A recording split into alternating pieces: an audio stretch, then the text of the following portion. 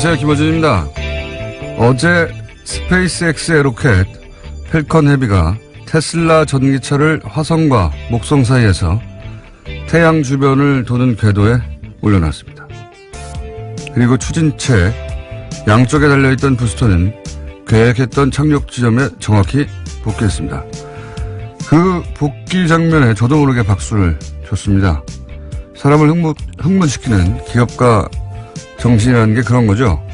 인간의 상상력과 가능성을 확장하는 도전 정신.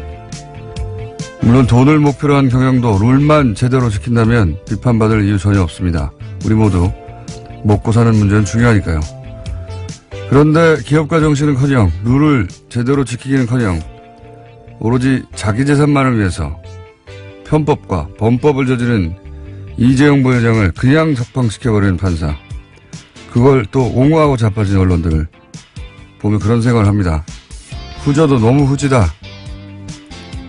한편으론 다행이라는 생각도 들긴 합니다. 1000만 명이 넘는 사람들이 거리로 나와서 어렵게 만들어낸 새로운 시대의 모멘텀을 막아선 자들, 너무 후진데 힘은 아주 센 자들, 그들의 정체가 명확해졌으니까요. 꾀꼬리를 찾았다. 김어준 생각이었습니다.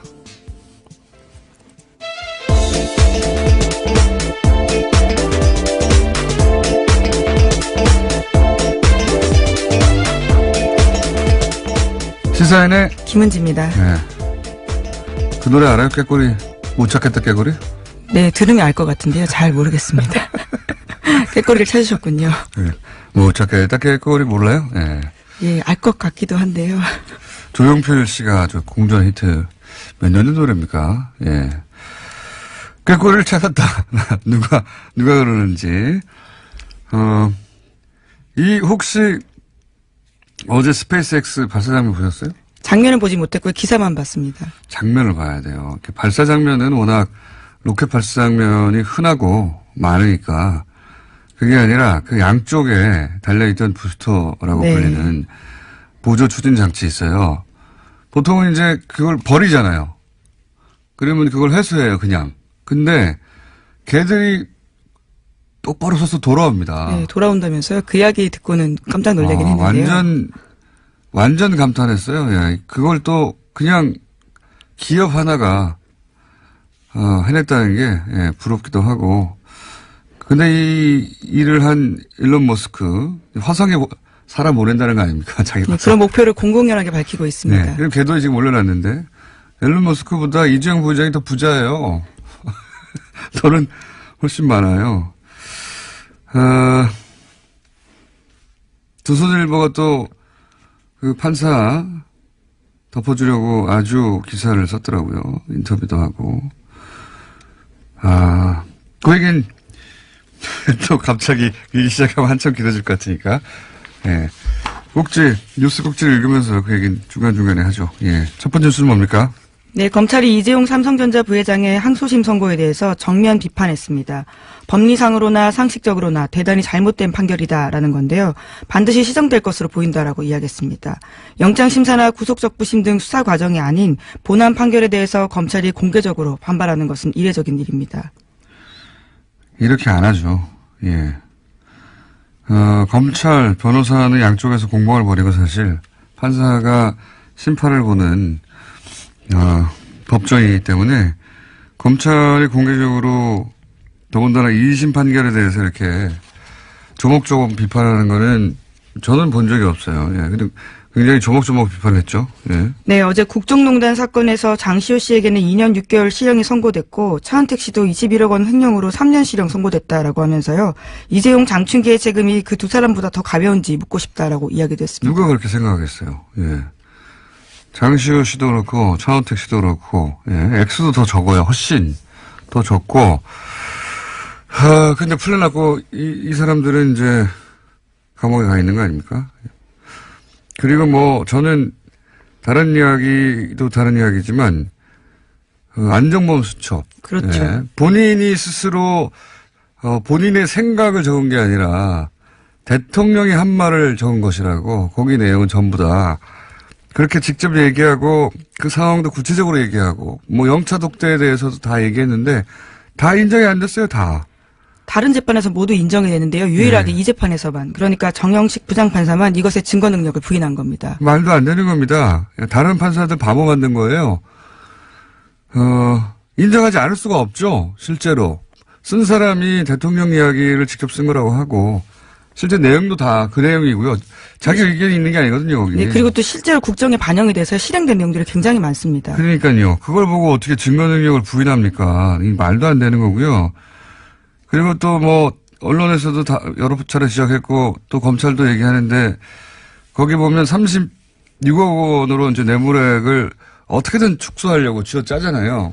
쥐어짜다가 예를 들어서 말 탄 거, 뭐 20억짜리 비탄하나 7억짜리 라오싱이나 판결문에 보면은 그 말을 공짜로 탔는데 그 말을 공짜로 탄 이익은 계산하지 않았다. 네. 예. 탄 사실은 또 인정을 했습니다. 그건 부인할 수가 부인할 없기 수가 때문에요. 없으니까요. 네. 근데 이 말을 탄 비용은 그 계산이 불가능하다. 뭐가 계산이 불가능합니까? 실질적 피해간 거죠. 계산하면 돈이 너무 많아지거든요. 그러니까 그것도 빼버렸어요. 그리고 문영표, 우리가 그 다음날 계속 얘기했지만 문영표 전 이사장 같은 경우에 본인이 인정했거든요. 본인이 삼성의 승계 작업에 도움이 되라고 이거 한 거라고 인정해가지고 감옥 가 있는 거예요. 지금 유죄 받고. 본인이 인정했는데 이것도 빠졌어요. 그럼 이 사람은 왜 그랬습니까? 혼자서? 이 얘기도 들어갔어야죠. 다 연결돼 있는 건데. 승계 작업 때문에 이런 돈을 줬다고 하는 건데 승계 작업 때문에 국민연금공단 이사장이 그런 일을 한 것에 대해서 국민연금공단 이사장은 인정했어요. 본인이 스스로 자기 입으로. 그러면 왜 이게 가만히 안 되는지 써야 될 거 아닙니까, 여기에. 없어요, 내용이. 이것도 말이 안 되고요. 다 말이 안 돼요, 보다 보면. 근데 이제 뭐, 이거 언론들이 떠드는 거하고 검찰이 직접 얘기하는 건 다른데, 검찰이 지금 공식 입장을 이렇게 내놨죠. 예. 열을 좀 받았을 겁니다. 아주. 네. 게다가 현직 법관도 이에 대해서 비판의 목소리를 내고 있는데요. 김동진 인천지법 부장판사입니다.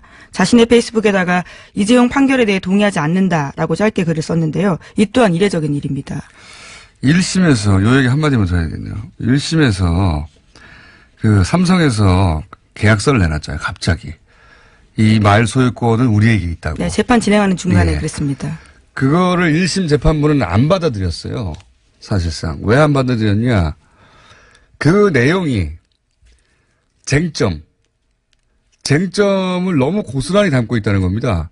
그러니까 그 쟁점을 알고 나서 쓴 계약서라고 본 거예요. 당시 1심 재판부에서는.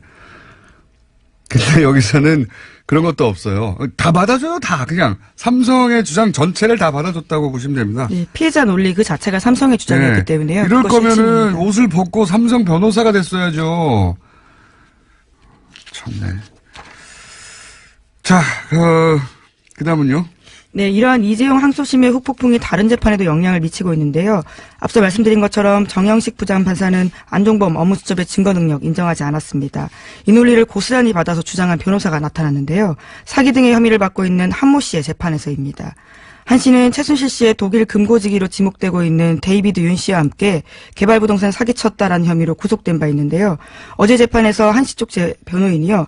증거로 동의했던 안종범 수첩에 대해서 입장을 바꿔서 부동의하겠다라고 밝혔습니다. 이 변호사 잘못이 아니에요. 상급심에서 그렇게 판단이 됐으니까 증거를 인정 안 했으니까 땡큐죠, 땡큐. 변호인 잘못이 아니라 상급심에서 부정됐는데 예, 하급심에서 이쪽 불리한 쪽에서 예, 변호인 측에서 대단히 고맙죠. 더 망가뜨리고 있는 거예요. 이 재판 전체를 관련 재판들을. 그런 정영식 부장판사는 또 조선일보에 인터뷰를 해가지고 판사 비판에 대해서 사회가 미성숙해서 그렇다는 식의 인식을 가지고 있더라고요. 사회가 성숙해 가는 과정이라고. 가소롭습니다, 정말. 저는 그 발언이. 자신이 한 판결에 대해서 막 분노하는 시민사회가 있잖아요. 그 인식을 이런 식으로 평가하는 거예요. 그 미성숙해서 그렇다고. 이런 식의 선민의식이 시대에 얼마나 동떨어졌는지 본인은 모르는 겁니다. 위에서 내려다보면서, 미성숙해서 그래. 이런 인식이야말로 미성숙한 거예요. 지금 시대가 어떤 시대인데 지금 판사라고 해서 자기를 비판하니까 미성숙해서 그렇다고. 가소롭습니다, 정말 저는. 이런 인식이. 이걸 또 인터뷰를 해줘요, 조선일보에서는. 또, 흥분하면 안 되는데. 자, 다음 뉴스는요. 다른 뉴스로 넘어가죠. 예, 국방부 5.18 특별조사위가 어제 지금까지의 조사 결과를 발표했습니다. 5.18 민주화운동 계엄군에 헬기 사격이 있었다라고요. 38년 만에 처음으로 공식화했습니다. 전두환 씨 등 신군부는 1980년 5월 21일 자위권 발동 전에는 광주에 무장 헬기 없었다라고 지금까지 주장해 왔는데요. 헬기 사격 없었다란 주장의 일환입니다. 하지만 5.18 특별조사위원회 조사에 따르면요. 그해 5월 19일부터 이미 무장 헬기 3대가 광주에 있었다라는 겁니다. 그러니까 21일과 27일 헬기 사격을 인정한 겁니다. 어디다 대고 미성숙하다 그럽니까, 사회가. 자기 판사면 다 해요? 네, 5.18로 넘어왔습니다. 생각할수록 화가 나요. 자, 저는 이거 보면서 이 이야기는 뭐 수십 년간 있었던 얘기예요. 수십 년간. 근데 생각해 보시면 이게 38년이 걸렸어요.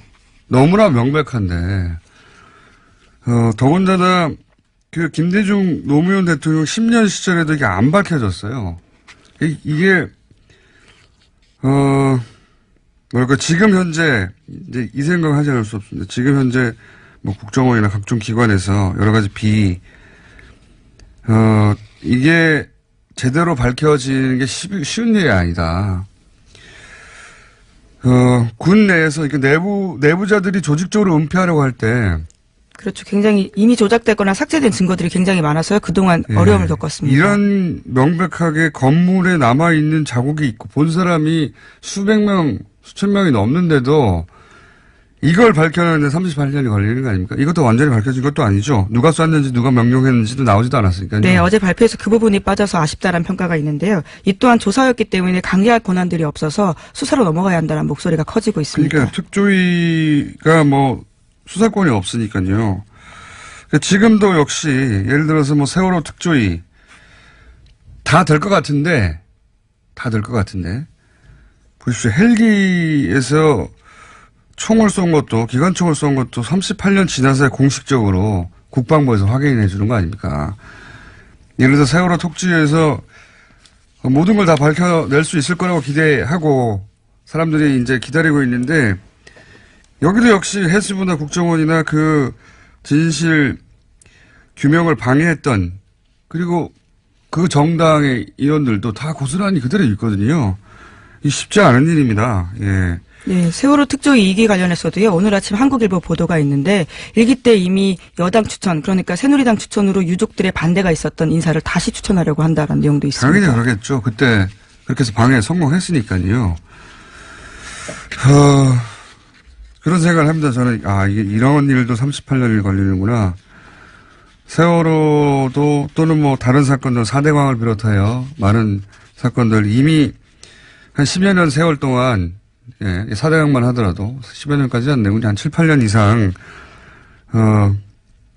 거기에 동조해왔던 사람들이 그 조직 내에도 다 있지 않습니까? 세월호도 마찬가지고요.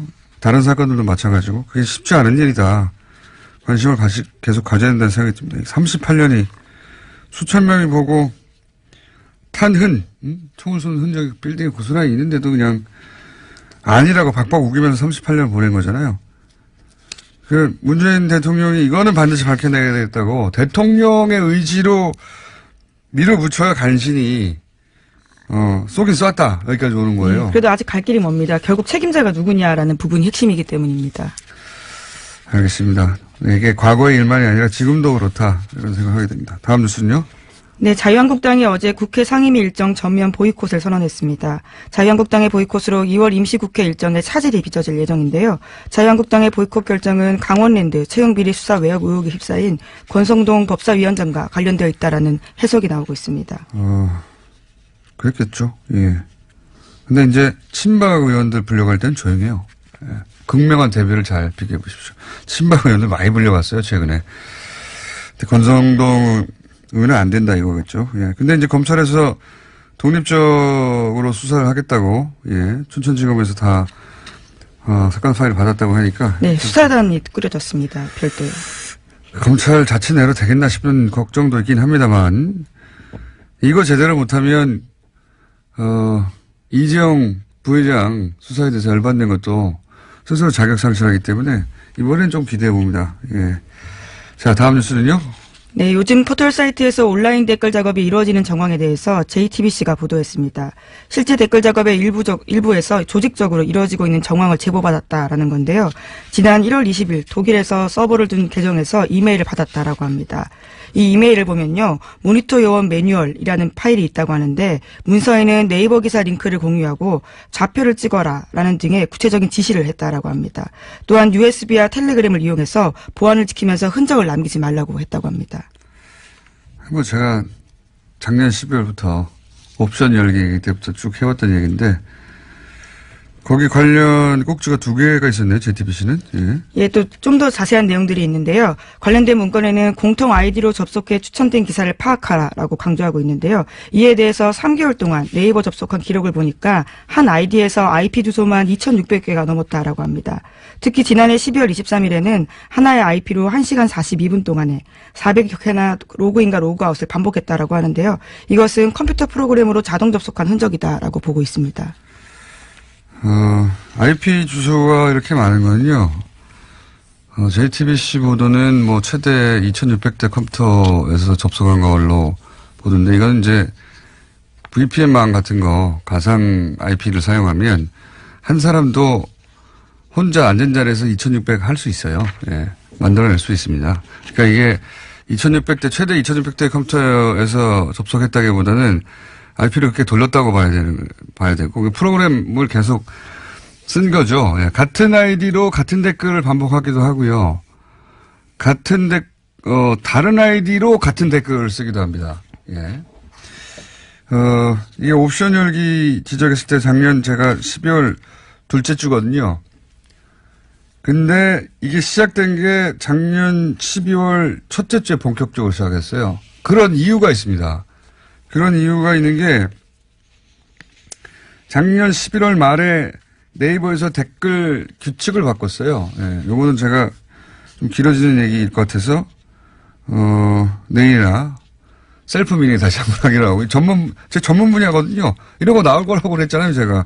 이거 프로그램으로 돌리는 거라고 이거. 근데 여기 이제 이게 중요한 포인트입니다. 모니터 요원 매뉴얼이라고. 이게 만약에 이 제보가, 저는 이 제보 메일을 보지는 못했지만, 구체적인데, 요원이 있다는 거예요. 한 사람이 아니라 계속 들여다보는 24시간 요원이 있다는 거죠. 예. 한 사람이 아니라는 얘기고. 그리고 공통 아이디로 접속하라는 말은 여러 사람이 작업을 한다는 거 아닙니까? 있다. 누군가가. 세력이. 예. 그 세력이 쓴 글들은 전부 다 정부 비판 기사예요. 예.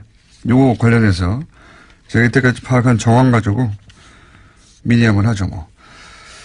자, 시간이 다 됐네요. 오늘 여기까지 하고요. 미니가 하나 준비되어 있습니다. 이제 미래당으로, 예. 저희가 바른정당과 국민의당 통합당이 미래당이라고 해서 미래당 당명을 쓰기 시작하려고 했더니 이 당명을 못 쓰게 됐어요. 갑자기. 네. 왜? 그래서 바른미래당으로, 예. 당명이 바미당이 됐는데,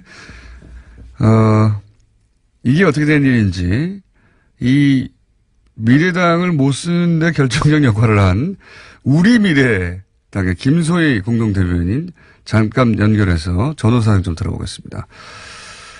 안녕하세요. 네, 공장장님 안녕하세요. 우리미래의 김소희입니다. 네. 우리미래당 잠깐 소개해 주십시오. 짧게. 네. 저 작년 3월 20일 선관위 공식 등록된 정당이고요.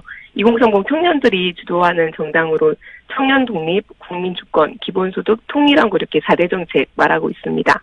또한 당원은 한 8,000명 정도 넘었고요. 청년들의 정당이고 작년 3월에 이미 선관위에 공식으로 등록된 정당이다. 네, 맞습니다. 네. 그런데 이제 우리 미래당이 있고, 우리 미래당이 있기 때문에 약칭으로 미래당으로 불릴 텐데, 이거를 미래당이 뺏어가면 안 된다. 이런 위기의식에서 선관위에 약칭 신청을 했나 보죠? 네, 맞습니다. 2월 2일 날 통합신당 당명이 미래당으로 결정된 걸 보고 저희 당직자들이 완전 패닉에 빠졌거든요. 그래서 바로 당일 선관위 서면 질의하고 주말에 이제 회의 거쳐서 월요일 날 이제 선관위 서류를 접수했는데 우리 미래가 6시 2분에 도착하고 5분 뒤에 국민의당이 도착해서 접수했습니다. 2분 먼저. 근데 둘 다 업무 시간 6시 이후에 접수돼서 선관위에서는 2월 6일 날짜로 동시 접수됐고요. 근데 제가 기사로 보기로는 네. 국민의당은 작년 3월 20일에 선관위에 공식 등록된 정당이고 그동안 약칭을 등록 안 하다가 네. 그 국민의당에서 이 미래당 당명을 등록하려고 하니까 그때서야 네. 부랴부랴 왔냐, 네. 진작에 하지 그랬냐 이런 얘기가 있었는데요. 왜 진작에 안 하셨습니까? 국민의당은 그러면 약칭 등록을 왜 미래당을 했는지 좀 궁금하고요. 그리고 그 공장장님께도 여쭤보고 싶은 게 우리 미래당을 지지해주세요라고 하면은 청년정당 우리 미래인지 통합신당 미래당인지 구분이 가시나요? 우리 미래당을 지지해주세요 했을 때 그게 우리 네네. 미래당인지 그냥 미래당인지 구분할 수가 없다. 그건 맞는 말이에요. 네, 그래서 저희는 저희 종패 위기가 달린 정말 중요한 순간이기 때문에 알겠습니다.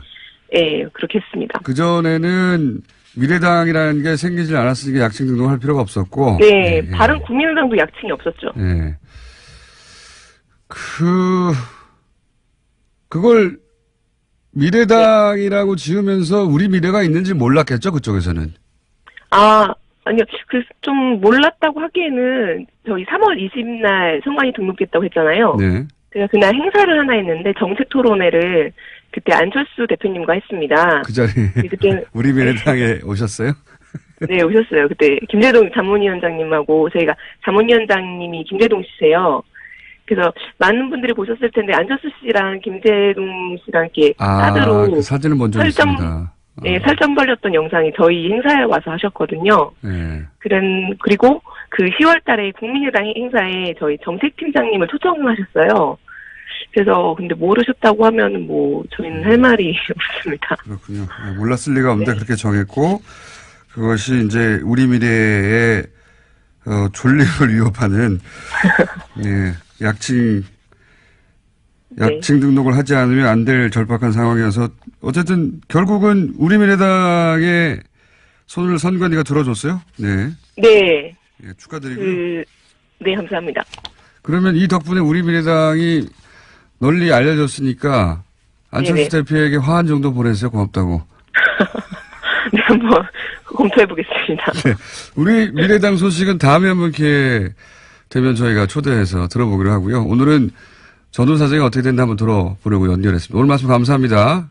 네, 감사합니다. 네, 우리 미래당의 김소희 공동 대변인이었습니다.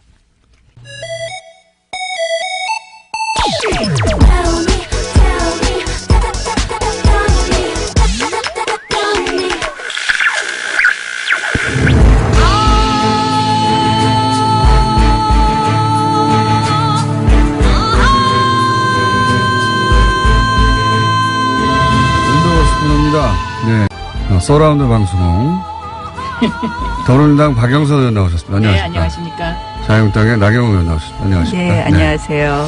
오늘은 서라운드가 안 되도록 제가 최대한 한 사람씩 발언하도록 물론 두 분이 흥분하시면 또 어쩔 수 없는데 가능하면 왜냐면은 이제 이걸 두 번 들어야 들린다. 최소한 한 번은 박영선 의원의 귀 기울이고 한 번은 나경원 의원의 귀 기울인 다음에 나중에 합쳐야 된대요 머릿속에서. 그래서 이 돌비가 쉽지 않기 때문에 청취율이 더 올라가겠네요. 이미 충분히 높습니다 저희는. 부제가 동시상영이라서 그렇게 해야 되는 줄 알았습니다. 네. 아니 그렇게 어쩔 수 없이 하실 때는 네, 그게 좋습니다. 네, 그게 좋은데. 그래서 오늘은 한 사람 한 사람씩. 네, 한 사람 한 사람씩. 예, 첫 번째 주제는 아무래도, 한 분은 판사 출신이시고, 한 분은 삼성 전문가이신데, 삼성 이재용 부회장이 풀려났습니다. 네. 아주 대단합니다. 이 관련해서.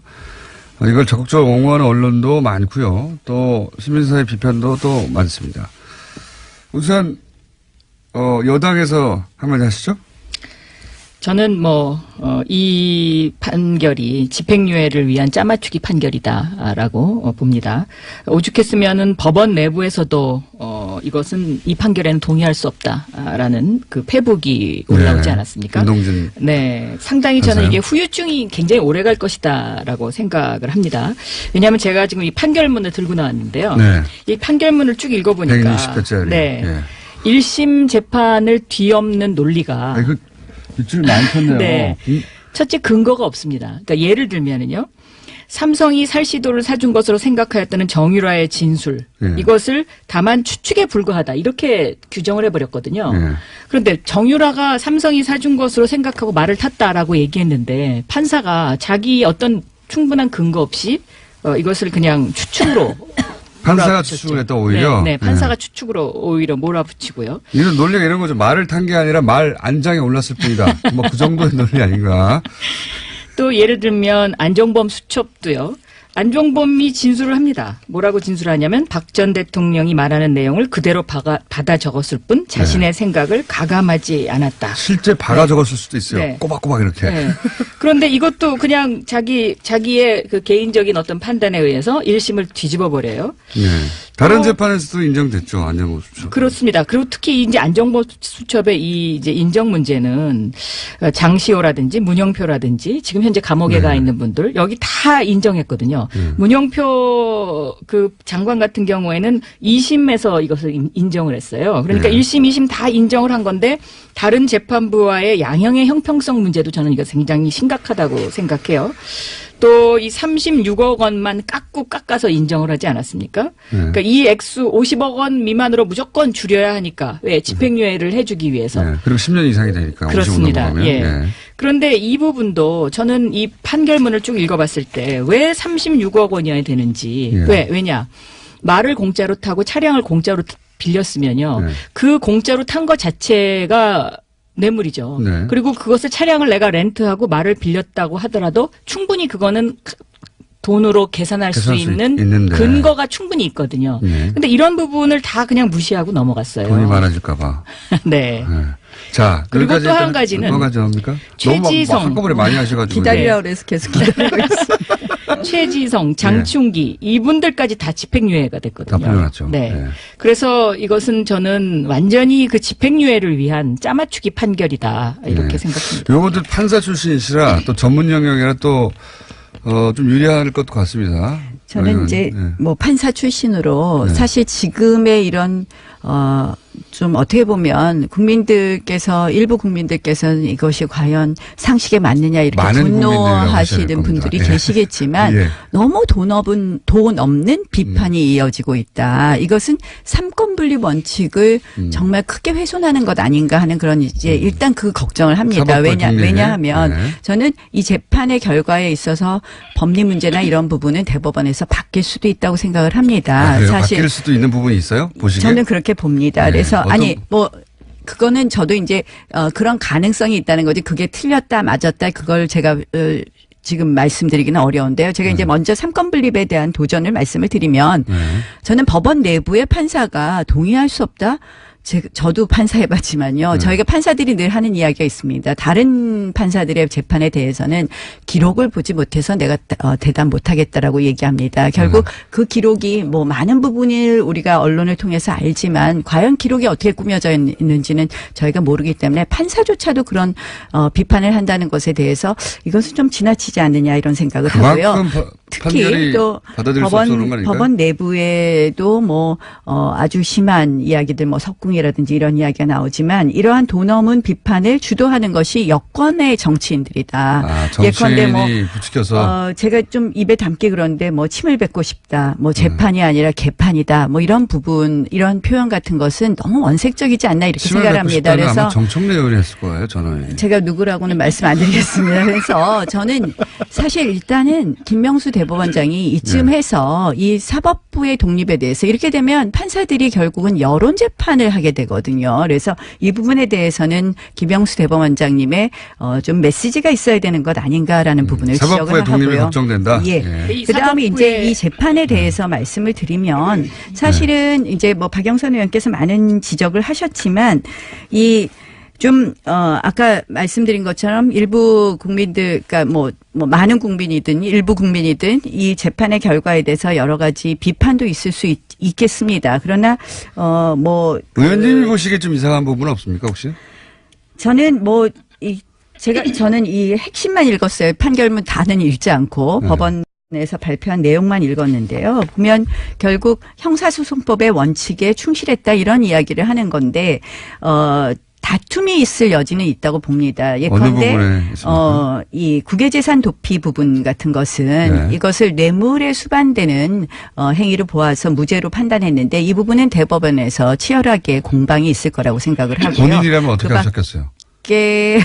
본인이라면. 저도 기록을 못 봐서 잘 모르겠습니다만 네. 이 부분에 대해서는 다툼의 여지가 있다고 기록을 생각합니다. 못 봐서 잘 모르겠습니다만 이 이야기가 판사님들이 주로 항상 하는 이야기입니다. 네. 궁지에 그러니까 몰릴 때. 아니, 궁지에 몰릴 때가 아니라 그거는 저희가 그렇기 때문에 사법부의 독립을 인정해 줄 수 있는 근거가 되고 그렇기 때문에 저는 사법부의 판단을 저희가 그래도 입법, 사법, 행정 했을 때 그 어떤 보루를 생각하는 부분이 있잖아요. 이것의 어떤 권위를 무조건 무너뜨리는 것은 맞지 않다고 생각을 합니다. 무조건이 아니라 무너질 만한 근데 빌미를 이제 오히려 이제 정황 아닙니까? 빌미를 줄 수 있다는 뭐 네. 여러 가지 이제 아까 얘기를 하셨는데요. 이제 뭐 충분히 박영선 의원처럼 생각하실 수도 있어요. 이 50억 넘지 않게 하기 위해서 50억이라는 것이 중요하지 않습니까? 뇌물 부분, 10년이 특경가법이라든지 되니까요. 뭐 예. 이런 부분에 있어서 그런데 보면 말 사용 이익 같은 것도 가액 불상이라고 한 거지 그것 부분에 대해서 무죄를 낸 건 아니거든요. 그렇지만 계산을 네, 하진 계산을 않았습니다. 하진 않았죠. 그러니까 그 그런데 이제 50억이 그것이 안 넘도록 하기 위해서 계산을 하지 않았다. 그 부분 계산을 그러니까 그런 안 했지만 그것이 허점을 보인 거죠. 허점. 아니죠. 예를 그것이 들면 그것을 계산하고도 50억이 안 공시상영 하지 됐으면 말라고 그러셨는데 그러니까 요 가액 정도는 불상이지만 네. 그 상당 이익으로 봤을 때 취득가액에 비추어서 그것이 합산해서 50억이 넘기는 어렵다고 본 것이죠. 만약에 그렇다면 그래서 그거를 근거를 대야죠. 사실은 50억이 이제 뭐 왜 넘지 않는지에 대한 그- 근거를 대야 되는데 이제 제가 시간 이거는 배분상 상식적인 그런 이 거라는 법관의 거고요. 독립. 그러니까 이게 가장 잠시만 기본적인 거는 기다려주십시오. 1심과 다른 판단을 한 것은 검찰도 최초의 검찰은 이것을 박근혜 전 대통령의 강요에 의한 피해자로 본 논리를 구성했었어요. 그다음 특검에 가서 뇌물죄로 구성을 했죠. 그것처럼 1심과 달리 판단한 부분은 결국은 그 부분의 출발이 크게 달랐던 것 아닌가 이렇게 생각을 합니다. 자, 제가 근데 두 가지 어쨌든 이야기를 크게 이 하겠습니다. 최종심이 남았으니까 저희가 좀 차분하게 기다려보는 것이 맞지 않나 이렇게 생각을 합니다. 저는 차분하게 기다려본다. 그다음에 대법원의 판결을 기다려본다. 뭐 여기엔 동의합니다. 그런데 이 법관의 독립 문제와 관련해서 저도 이제 법사위원장을 하면서 참 생각을 많이 해봤는데 존중해줘야 됩니다. 그리고 마지막 보루라는 것도 맞는데 이 법관의 독립이라는 것도 국민으로부터 부여받은 권력이거든요.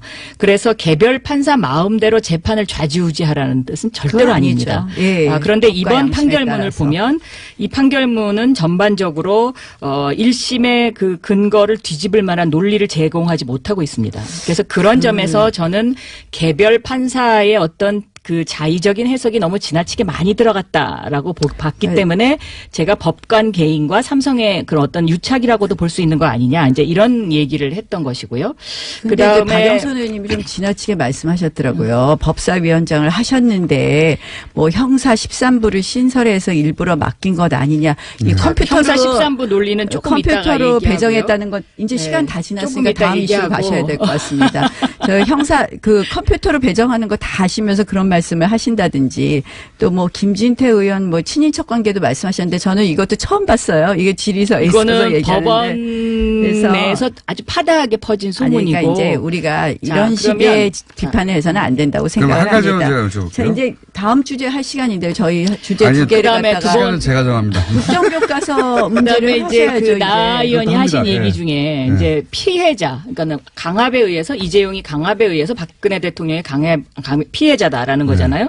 예. 사실은 삼성이 먼저 접근했습니다. 그러니까 승마협회를 통해서 너무 불공평하신 것 같습니다. 승마협회를 아무리 통해서 편파라도 그랬지. 이 이슈는 저희가 큰 이슈 이슈니까요. 2개 정해갖고 하나씩 하기로 했고 시간이 벌써 이제 45분이 됐는데 저한테도 이제 46분이 말할 나머지 기회를 이제는 주세요. 한 1분 하죠 뭐. 네, 승마협회를 통해서 승마협회를 통해서 이미 한화가 맡고 있던 승마협회장을 삼성이 이제 승마협회장으로 막 맡으면서요. 아, 박근혜 대통령의 아킬레스건은 바로 최순실이구나라는 것을 미리 간파를 하고 그리고서 자, 이제 이제 독일로 그런 부분. 사람을 보내는데요.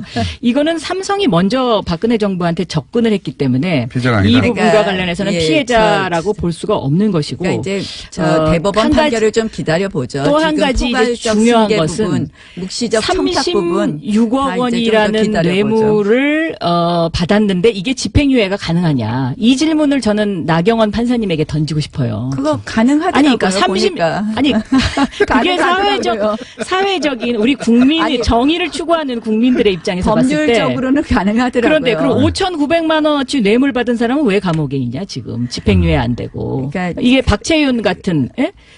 이게 완전히 그 양형의 그 형평성에 굉장히 문제가 많거든요. 그러니까 그러니까 이러려면 법률적으로는- 차라리 인공지능 로봇한테 한번 물어보자 이런 얘기가 나올 수 있습니다.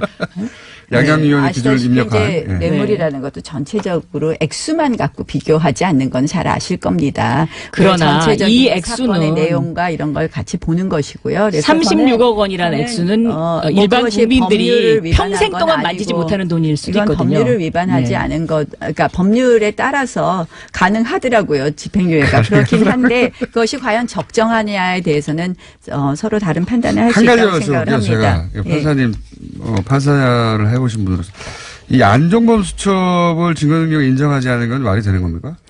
그러니까 저도 그 부분을 정확하게 모르겠어요. 근데 이제 안종범 수첩을 어떤 재판부가 인정했다고 해서 그 수첩의 전부를 다 인정해야 된다. 꼭 그거는 아니라고 생각을 하나도 하거든요. 인정 안 한 거는요, 그러면. 전부는 그러니까 아니어서. 뭐 그 안종범 수첩의 이 삼성 부분에 대해서 인정을 안 했다는 그렇죠. 거겠죠. 전부 다 인정하는 뭐 거죠. 삼성 부분에 뭐라고 쓰여 있는지 저도 못 봤지만 그래서 여기 저는 판결문에 보면은 좀더 진실성이 문제가 되는 경우에 해당된다 이렇게 돼 있어요. 진실성이 그러니까 이 문제다. 판사는 이 사건 자체에 박 전 대통령과 안종범 수첩 사이에 이 사실을 진실로 인정을 하지 않은 거예요. 안종범이, 네. 안종범 씨가 마음대로 적은 걸 수도 있다. 이렇게 그렇게 이제 인정한 건데 이게 너무 자의적인 해석이죠. 왜냐하면 본인이 적은 사람이 나는 그대로 받아 적었다 이렇게 진술을 사안에 했는데 따라서 좀 달라질 네. 수 있다고 생각합니다. 자, 두 번째 주제 해주시죠. 국정교과서 집필 문제에 있어서 지금 공격하시죠, 자유민주주의를 그러면. 예. 자유를 계속 빼려고 그래요 지금. 예. 자, 저는 그런데요. 지금 이제 잠깐만요. 동시상영 모르는 분들 아니니까 위해서. 이제 제 주제니까 좀 얘기해 모르는 분들을 위해서 주시죠. 제가 사안을 잠깐 요약하면 2020학년도 중고등학교 역사교과서 집필 기준에 기존의 자유민주주의라고 했는데 이걸 민주주의로 수정하는 안이 포함된 걸 두고 지금 이야기를 하는 겁니다. 네, 말씀하십시오. 자, 저는요. 이 자, 정부 그런데- 들어서 지금 네. 저희 보고 색깔 논쟁을 한다 그러는데 저는 다 철진한 체제 논쟁을 할 수밖에 없는 지금 집요한 공작이 있다. 이렇게 말씀드릴 수밖에 없습니다. 개헌안에 있어서도 지난번에 민주당 대변인이 처음에 자유민주주의의 자유를 삭제한다 그랬다가 뒤늦게 브리핑 내용을 고치기도 했는데요. 결국 여권에서는 어찌됐든 그동안 우리 대한민국의 체제였던 자유민주주의의 시장경제를 흔들겠다. 그 의도가 계속 보이고 있어요. 개헌에서 밀리고 나니까 이번엔 국정교과서 집필 지침에 바뀌었습니다. 어떻게 됐느냐. 자유민주주의의 자유를 드러내겠다는 것이고요. 그다음에 6.25 전쟁 부분에 있어서는 6.25 남침에 관련해서 6.25 전쟁이 북한의 남침으로 시작됐다는 것은 2007년에 노무현 정부 때에도 이명박 정부 때에서도 다 명확히 관련된 교과서 집필 지침이었습니다. 그런데 2020년 적용 예정 시한 초안에 보면 6.25 전쟁의 배경과 전개 과정을 살펴보고 하면서 남침 부분은 쏙 드러냅니다. 그다음에 남북 분단의 고착화의 소주제에는 뭐가 들어가냐? 반공주의와 독재가 들어갑니다. 한마디로 남북 분단의 고착화 부분의 책임이 남한에게 있다. 이렇게 만드는 것이죠. 그다음에 근데요. 북한 정권의 세습, 또 북한 주민의 인권 부분도 드러내고 있습니다. 또 그다음 마지막으로 또 뭘 드러내느냐?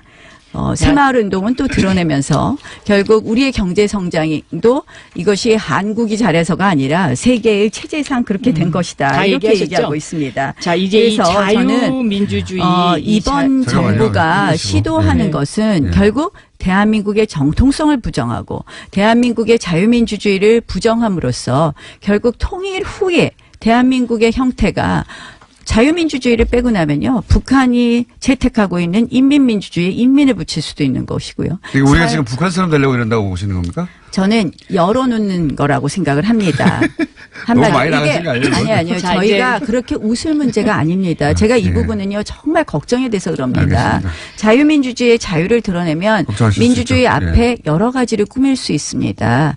모두들 이래요. 자, 우리가 체제적으로 이미 우월하다는 것이 판명이 됐는데 누가 그것을 부정하겠느냐. 하지만 부정할 수 없는 것이기 때문에 저희가 꼭 지켜야 된다고 생각을 합니다. 네, 알겠습니다. 근데요. 이 부분에 이제 대한 지금 제가 우려를 전달할 얘기를 수밖에 반론을 없습니다. 제기하겠습니다. 네. 자유민주주의라는 것이 역사 교과서에 등장하기 시작한 것이 이명박 정권입니다. 예. 그런데 이명박 정권에서 헌법 국민을 전문에 사찰했거든요. 국민을 사찰했어요. 사찰. 예. 그럼 국민을 사찰한 것이 과연 자유를 보장하는 것입니까? 그러니까 이 자유민주주의라는 것은 그리고 유신헌법에 이제 처음 등장을 하기 시작하는데요. 예. 지금 나경원 의원님께서 지적하신 대로 민주주의라는 것이 보편적인 단어이고요. 자유민주주의, 뭐 사회민주주의, 경제민주주의, 직장민주주의, 뭐 방송민주주의 얼마든지 그 앞에 수식어가 붙을 수 있죠. 그래서 네. 이렇게 수식어가 붙을 수 있는 것은 어떠한 규정으로 이야기하는 것은 굉장히 전 잘못된 것이다. 그렇기 때문에